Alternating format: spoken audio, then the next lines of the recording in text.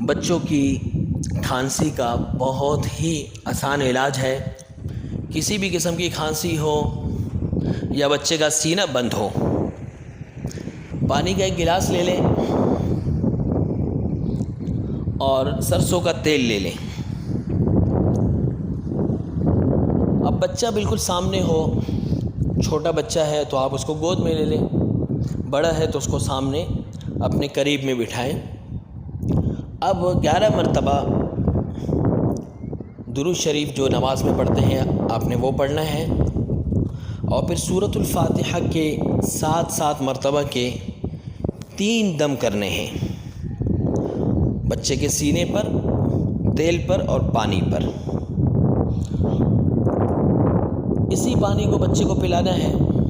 بچہ بہت چھوٹا ہے اور جس ترتیب سے قطرہ قطرہ کر کے پلاتے ہیں اس ترتیب سے اگر بڑا ہے تو دن میں جب بھی پانی پیے تو اسی پانی میں سے پیے، اور تیل ہلکا سا گرم کر کے بچے کے سینے پہ مالش کرنا ہے۔ اور ساتھ میں ایک مختصر چھوٹا سا نسخہ ہے، اگر چھوٹا بچہ ہے تو اس کے لیے شہد کے 2 قطرے ہوں، اصلی شہد ہو، اور کالی مرچ کے 2 حصے کرے، ایک حصہ اس میں ڈال دیں اور ایک بالکل معمولی سے سفید نمک ڈال دیں۔ یہ بچے کو چٹائے دن میں 3 سے 4 مرتبہ۔ اور اگر بچہ بڑا ہے تو اسی ترتیب سے آپ نے اس کی مقدار کو بڑھانا ہے، اور اگر بڑا آدمی ہے تو پھر یہ ترتیب کریں کہ آدھا چمچ شہد ہو اور ایک کالی مرچ ہو اور ایک چٹکی جو ہے سفید نمک ہو، دن میں 3 سے 4 مرتبہ بڑے کے لیے۔ اور چھوٹے کے لیے جو میں نے ترتیب بتائی ہے، اگر بہت چھوٹا بچہ ہے اسی ترتیب سے، اگر بچہ جو ہے تھوڑا بڑا ہے پھر اس کی مقدار کو تھوڑا سا بڑھا دیں۔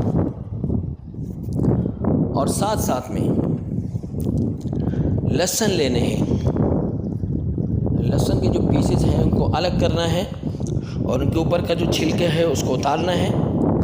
اب اس کو دھاگے میں جس ترتیب سے ہم تسبیح کے جو دانے ہیں ڈالتے ہیں دھاگے میں، اسی ترتیب سے سوئی سے جو ہے آپ نے کم سے کم 11 پیسز ہوں، چھوٹے چھوٹے جو لہسن کے جو پیس ہوتے ہیں 11 ہوں کم سے کم، اور اس کو اسی طریقے سے سیکھیں بچے کے گلے میں ڈالنا ہے۔ اور یاد رہے کہ یہ سینے پر رہے، اور دھاگا ایسا ہو کہ نیچے نہ جائے، یہ جو لہسن کے جو پیسز ہیں وہ سینے پہ رہیں، لہسن جو ہے مکمل سوکھ نہ جائے، تو آپ نے گلے سے نہیں نکالنا ہے،